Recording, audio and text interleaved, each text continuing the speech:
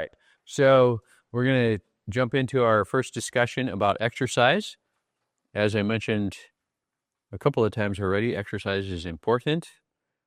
It's one thing that most people don't do enough of. And it's interesting, research on weight loss has shown that initial weight loss is most highly correlated with caloric restriction and dietary change, but sustained weight loss is most correlated with regular exercise. And for me, I think maybe both are important. And so we want to do both. We want to optimize our eating plan and we want to optimize our physical activity plan. So today we're going to go over some general concepts regarding exercise, and we're going to come back to this topic several more times over the next 2 months. So if there's specific questions related to the material here, feel free to ask them. But there's a whole lecture on strength training. There's another whole lecture on high intensity exercise, another lecture on specifically how to set up different workouts and cycle through in a week or a month a workout cycle. So for today, it's a little bit more of a general overview.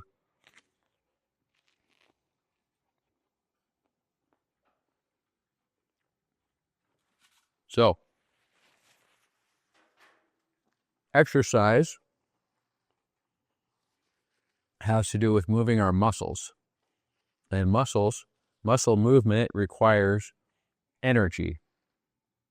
And what actually happens is the little microscopic fibers contract, and in order to make them contract, there has to be a little bit of energy for each little microscopic contraction. And so where do we get that energy? Well, primarily from sugar. So sugar is not a bad thing. Like I said, there will be a whole lecture on that on Sunday. But the reality, so how we get sugar into a form that we can use, there's a chemistry cycle that happens in our body where it starts with a sugar molecule and oxygen, and it goes around and around. And what comes out the other end is what's called ATP and carbon dioxide and water. ATP is adenosine triphosphate. That's why we say ATP. And this is what actually carries the energy to the individual little chemical reactions that help our muscles to contract. And most other things in our body. This is kind of the universal chemical fuel of the chemical reactions that our bodies have to do. There are some others, but this is the most widely used system. So your cells in your body have some of this on hand, just waiting for you to demand, oh, it's time to lift up something or run or do something like that. Okay? So glucose or sugar, and different types of sugars. This cycle varies slightly depending on the type of sugar, but so this is also a store of energy. We talked about that before. So our body takes this, transfers the energy into this molecule. So there's a lot more of this in our body, right? And this is what circulates through our blood and gets into the individual cells. So when you're exercising,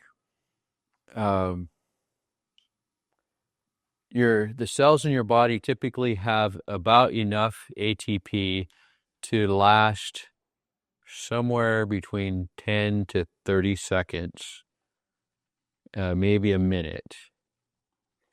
Okay, and then the muscle cannot keep going without more of this. And so this cycle has to speed up. So when you start exercising, you start using this quickly, and in the muscle, this cycle is going, pulling in more sugar and transferring that energy into the ATP. And then if you keep doing that, then you run out of sugar in your bloodstream. Well, you don't actually run out or you would die. But I mean, the level goes really low. And this is what runners sometimes call hitting the wall. And the blood sugar goes so like they're just out of the ATP. There's not really enough because the sugar's gone. And so then the body has to switch to burn fat. So there's a different cycle for that.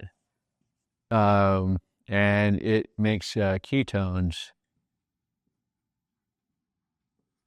as a byproduct. Okay, so when you hear about the keto diet, is people are trying to purposely hit the wall and not eat sugar and switch their body over to this fat burning metabolism. And so they make ketones as a byproduct and they have energy here. But this is really, really secondary for our bodies. Our bodies really prefer to run off of sugar, and it function better on sugar than on fat. So that's why historically, if you had ketones in your blood or urine, it was considered to be a bad thing, because a healthy, well-fed individual is not going to have ketones, because given a choice, your body's always going to prefer to burn sugar rather than fat. So that creates a little problem if we want to lose weight and burn fat. So then the question is, how can our body mobilize fat storage, but then allow the liver and the other processes in our body to convert that in a manner that's not going to put us into ketosis. And so that's, maybe we're getting down a little bit into the weeds, but for exercise physiology purposes, just know you have the very short-term energy store that's in your muscles already, 30 seconds to a minute, and then glucose that's going to be, from that 1 minute and on for quite a while. This has to be pulled into the cell to keep this cycle going. And eventually when you run out of this, then your body switches over to fat. So our physical exercise kind of breaks down into different modes of energy usage. Okay, the primary energy usage. So if all you're using is a muscle ATP for a certain movement, then we call that anaerobic, because this is the aerobic cycle, right? It uses oxygen and sugar, and it produces carbon dioxide, water, ATP. So that's anaerobic. So typically that's things like jogging, swimming, doing aerobics. Those are where you're using large muscles repetitively over a period of time. Your heart's beating faster, you're breathing faster because it requires oxygen to make this cycle go. That's different than, for example, if you're sprinting as fast as you can go, how long can you go a 100% effort? Maybe a minute, right? I mean, if you train and your body begins to store a little more ATP, you can push that time a little bit. And this is what athletes do. They run repeat sprints because they're trying to build up this so that they can run faster on those sprints. Or the same thing applies for weightlifting. So if you're lifting something heavy, it's not relying on this. It's just relying on the ATP that's in the muscle at that moment. Right? You're lifting. Okay, that only takes a few seconds. Sometimes power lifters, they're like, they're straining. It might take a minute to get that bar all the way up, but it's not taking 15 minutes. This is not going to happen. It's whatever ATP is there to maximally contract that muscle. So that gives us a hint then at strategies for doing different types of exercise to increase our stores of this and increase our capacity for this and increase our capacity for this also. So we want to do exercises that are going to impact all three of those energy systems. They're not really separate, but you understand there's kind of three different pieces here. So that being said, we have, we have aerobic and anaerobic. Any question on the difference there? You're all familiar with those terms from before. So physical exercise, very important for so many things. For metabolic change is absolutely crucial. Somebody was asking me last night about starvation mode and how our body gets into starvation mode if we cut calories, and how the basal metabolic rate can go down very low. So we see this happen where people actually are on a diet and they're restricting calories and they lose weight initially, but then that weight loss plateaus. And it plateaus because the basal metabolic rate is being turned down. It's like on that car analogy, the idle just getting turned down lower and lower and lower and slower and slower and slower. And how we force that back up is by physical exercise. Because when you are using this up, your body has to replace it. So when you're forcing yourself to exercise, is using this up and is burning this up, and then this extra sugar is not being converted and stored in fat anymore. It's being used up. Okay. And so, all right. I'm on page 4, middle of page 4 now. At least 4 components to physical fitness. And if you remember the first day, we talked about 10, but we're going to say there's at least 4 that you really want to pay attention to for developing general health and fitness. So that's aerobic training and anaerobic or strength training and flexibility and balance. Now, I'm not going to go a lot into balance, but I'll just say it's sort of a thing that people fall down. And one of the things that we find is that people tend to not realize how much physical capacity they have lost until there's a sudden need for something. A lot of people, when they are in high school, that's kind of the peak of their physical capabilities. And then they get a job where they sit, stare at a computer, or some other sedentary work, or even physically demanding work, but it only affects one aspect of fitness, and then people, and I see this a lot with, for example, farmers. I had a lot of patients that are farmers, and they sit a lot. They sit in tractors. Yeah. Some of them sit on horses or quads, tractors, and they do work. They lift things and they move stuff, but almost none of them really get any aerobic exercise during their normal day, and most of them don't do any kind of stretching at all. And so by the time they're 50 years old, they're kind of like hobbled up. They're pretty strong. They can lift a 200-pound hay bale and throw it in the truck, no problem. But ask them to bend down and touch your toes, or, run a mile. It's like, oh, that's not happening. So we want to not neglect those different domains and different aspects of fitness as we go through life. And if we find out that we have, then we want to be intentional about starting to gain those things back. So aerobic, anaerobic, or strength training, flexibility, and balance. Now, Ellen White, who I think many of us have read some of her writings on health. She said that something to the effect that walking is the best exercise. Now, I've had people tell me that as an excuse to not do other exercises. And so here's my thought. Do you have a favorite food? Do you have a favorite food? Maybe.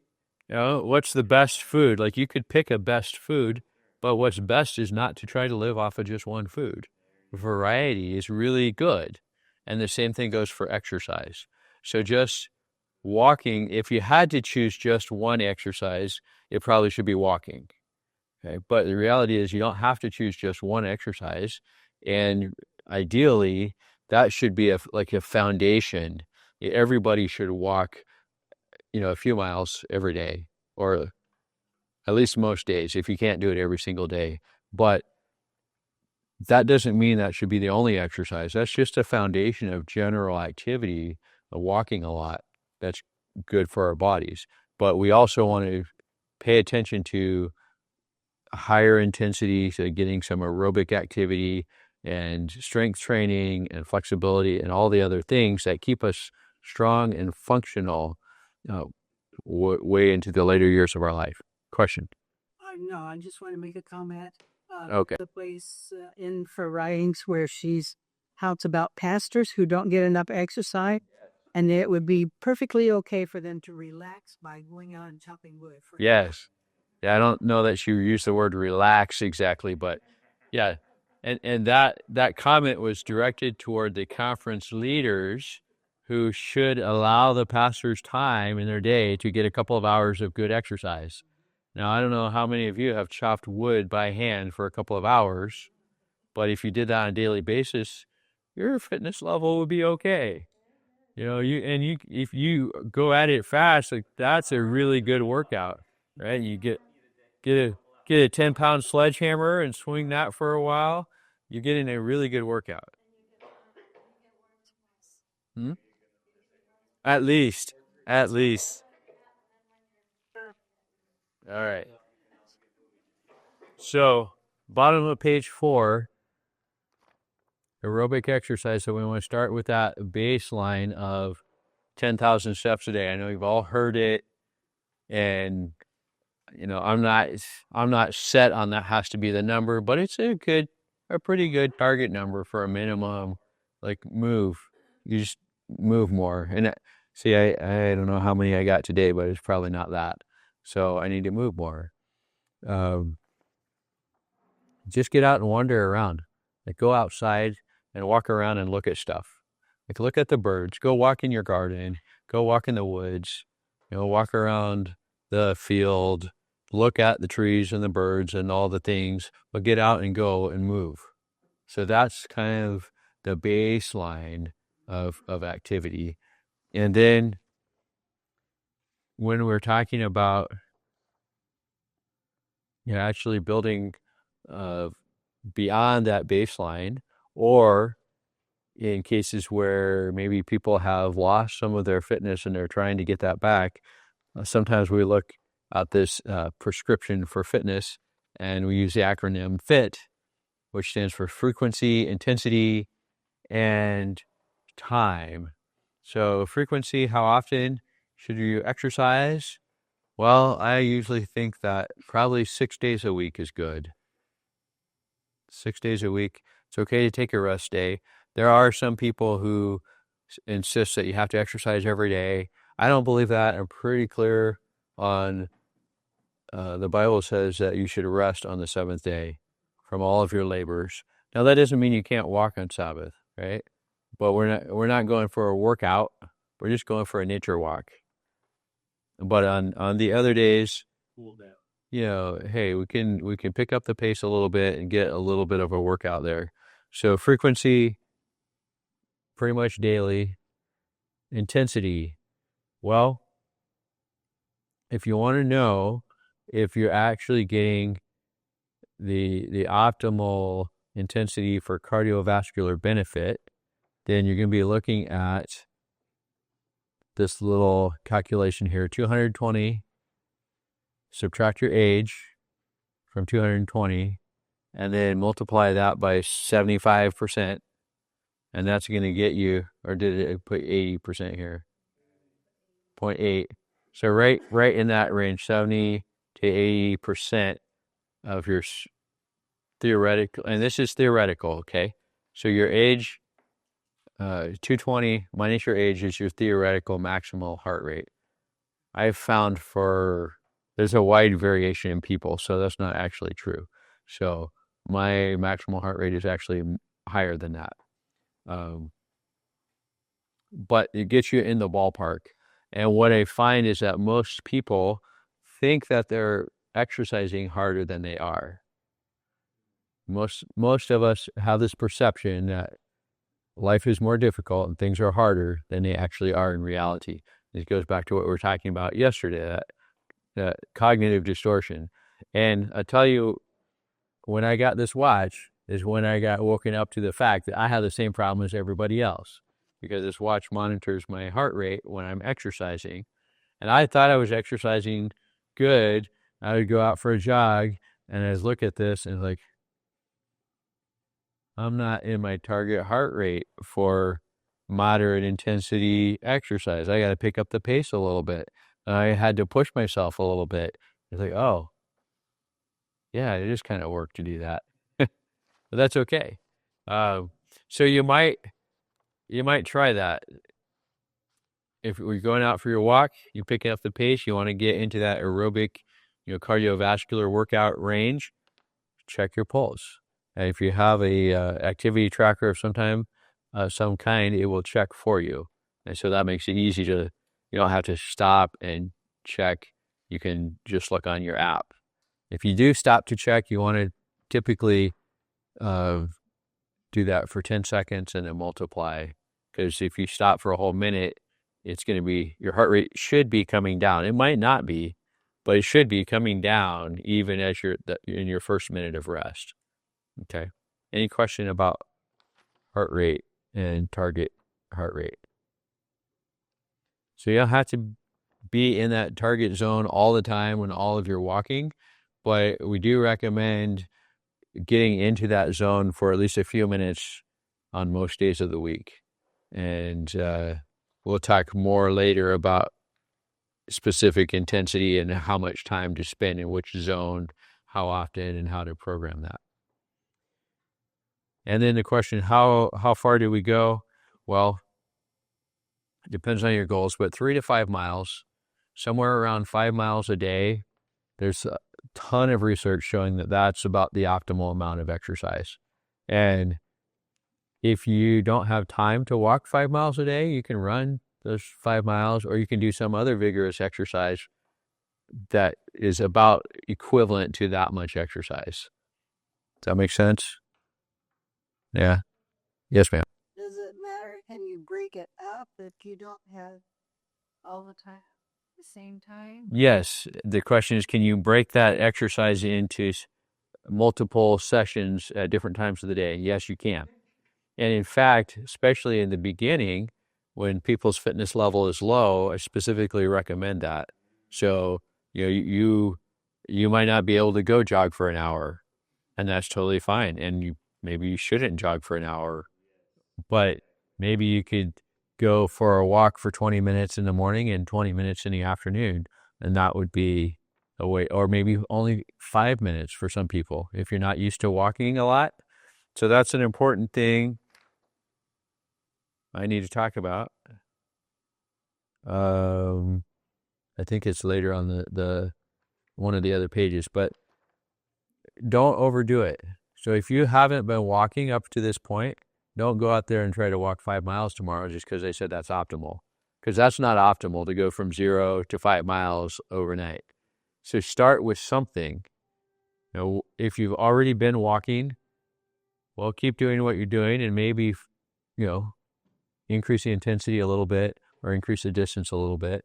But think about, starting from where you are and adding a little bit, and then, do that for 5 or 6 days, and then next week add a little bit more, so that over a period of months you build up from nothing to 4 or 5 miles or whatever it may be. So Yes. would you consider that the same principle or similar principle to how we're stretching to stretch till you get some discomfort but Yeah. not pain? Yeah. You know, Yeah. Yeah. understand your limits, Absolutely. but be very careful not to push yourself too hard. Right. So we want to avoid injury. So there's a principle of what I call it the therapeutic window for exercise. And this applies to everyone. And what I mean by that is if you don't exercise hard enough, your body will not respond and adapt, and you're not going to get better or stronger or faster. You're just going to, so like walking from, the couch to the table and back to the couch for most of us is not really going to provoke the sort of adaptation that we need to get better, faster, stronger. On the other hand, for most of us, if we went out tonight and ran 50 miles, we'd hurt ourselves and it wouldn't be helpful, right? So both of those things are outside of the therapeutic window for most people. So somewhere in between there is the amount of exercise that you can do that is not going to injure you, but it's enough that it's going to stimulate positive change in your metabolism, in your muscles, in your heart, and all of those things.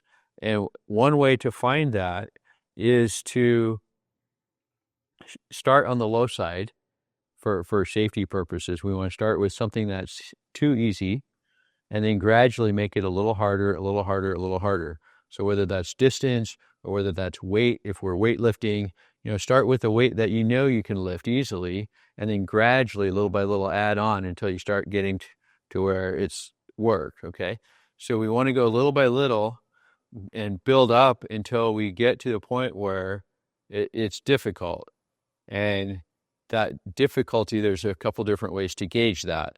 One is typically for strength exercises, we're going to be looking at a range of repetitions of somewhere around between 10 to 20.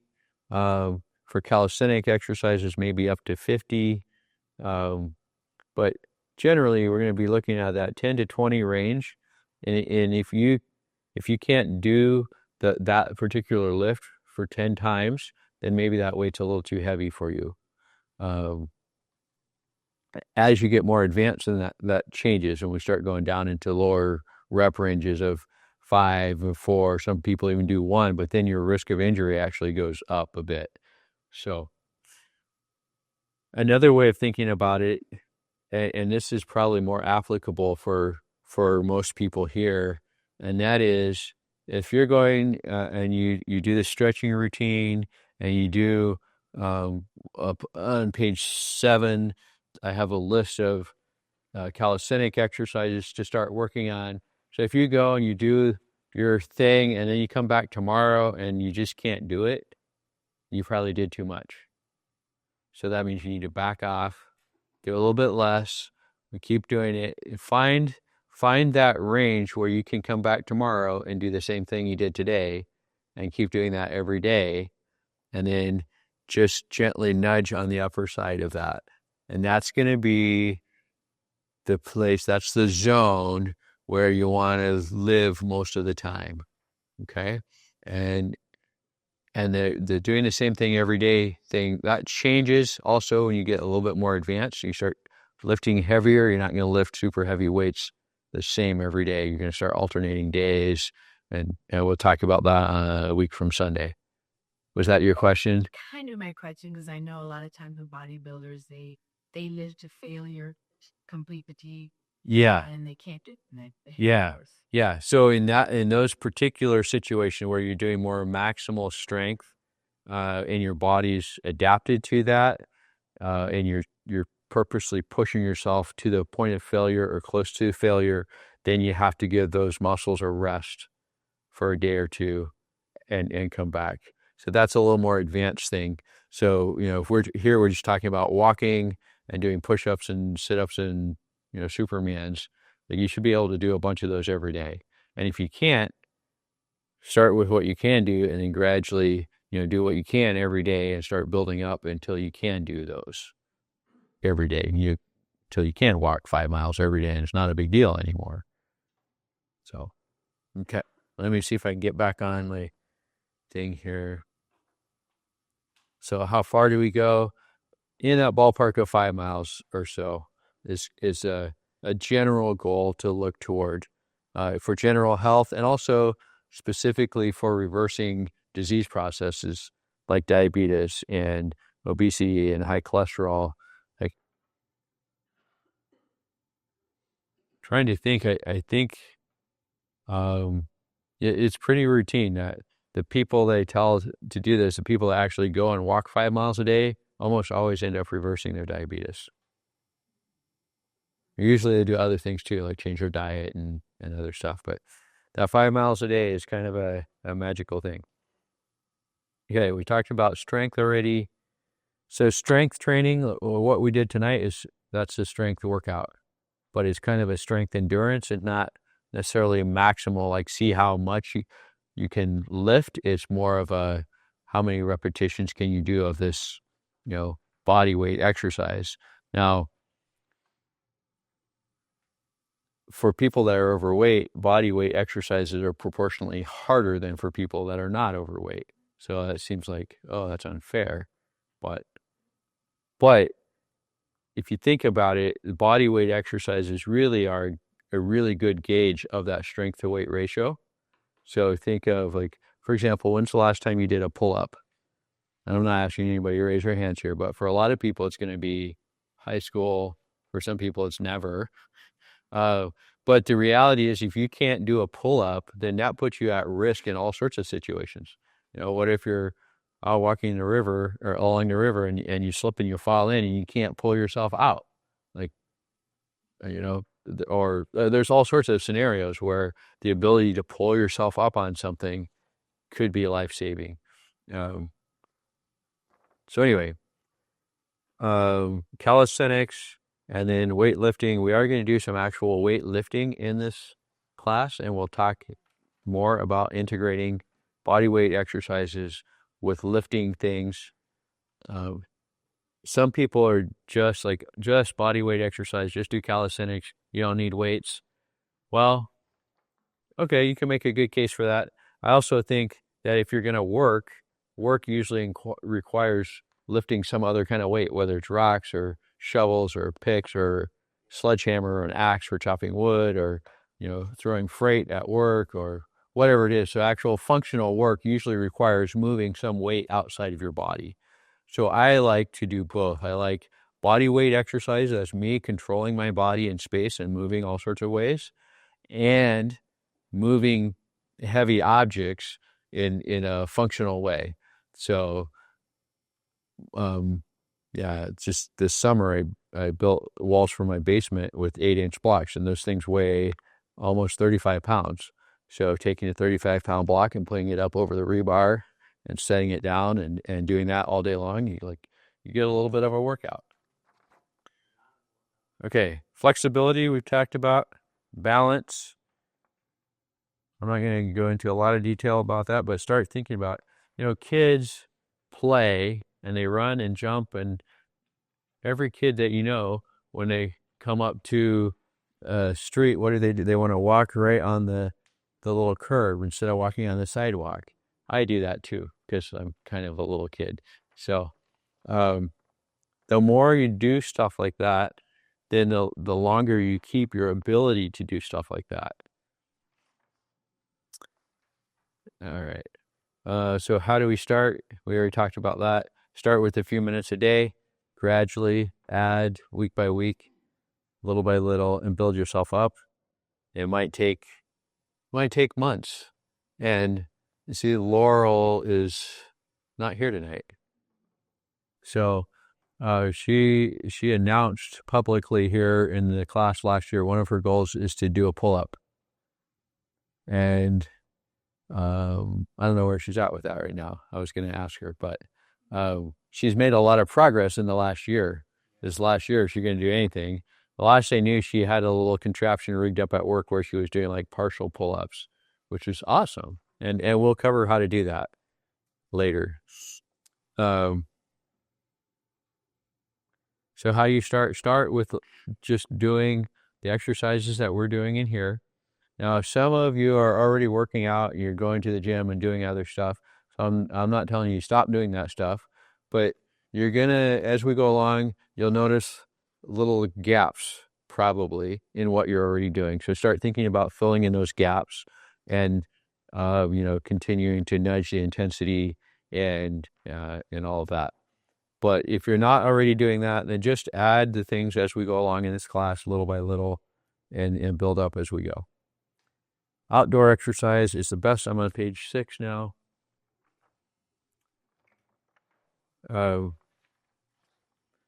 If you have the opportunity to get outside to exercise, that's the best option. Where I lived before, we had a big old hay barn with no sides on it. So I had all my workout equipment out in the barn, and I would go out there year round and work out. In the summer, it's blazing hot. In the winter, it's freezing cold. But that's what God gives us, so why not enjoy it? And there's fresh air. And you go to a gym, and it gets all stuffy in there, and there's all this rubber and plastic and sweaty people, and I just prefer to be outside. Now, if you don't have a place outside, then go to the gym and work out. Like, do something. But outdoors always is almost always is better. When should we exercise? Well, whenever you can be consistent. There's Laurel. Hey, I was just talking about you. Oh, I just mentioned pull-ups. Oh yeah, still working. So she's still working on it though. That's the point. Intermittently. Yeah. Okay. Unfortunately, not consistent. Oh well, we'll talk more about that later. But yeah, it's a process. But having a goal is better than just not even realizing that there's a problem. So when should I exercise? Whenever you can be consistent. That's the most important thing, is consistency. Now, if you can make it work in the morning, that's usually best. I think I said that before, right? Your devotions, your exercise, and your breakfast before anything else. Before you go to work, before the kids get up, before all the other stuff happens in the day. Some of you know what I'm talking about. Stuff happens all day long. And so if you don't do those important things first, I don't know, some of your life is very different than mine. And you have a lot of control over your time. And so you might want to do your exercise in the afternoon. If you're going to have 2 meals a day, you have 1 meal early, and then you might want to do your exercise in the middle of the day, and then have your second meal later after your workout. For some people, they got to get up and be at work early. It just doesn't seem right to get up at midnight to do your exercise. So then, for some people, it's better to do the exercise after work. But whatever you can make most consistent for you is going to be the thing. And as was pointed out, you can break it up into pieces. I'm not saying you have to walk 5 miles all at once or run 5 miles all at once or do all of the exercise at the same time. So you can break it up. And even if you don't have time before or after work, I should check this. The state law, I know in California, state law requires you get a lunch break. Is that true for employees here in Michigan also? State law requires you get a lunch break. So you can go exercise in the middle of the day. Get a lunch break. Right? So even if it's just a 10-minute, walk, go and do it.